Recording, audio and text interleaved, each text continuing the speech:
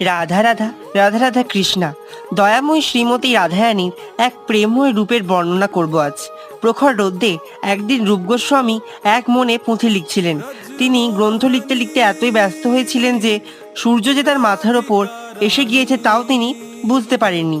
তখন সেখান দিয়ে তার ভাই সনাতন গোস্বামী যাচ্ছিলেন।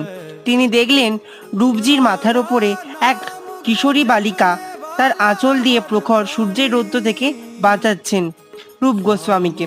সনাতনজি বুঝতে পারলেন এবং তার দেরি হলো না বুঝতে যে ইনি আর কেউই নন, নিকুঞ্জ বিলাসিনী প্রেমময়ী শ্রীমতী রাধারানী।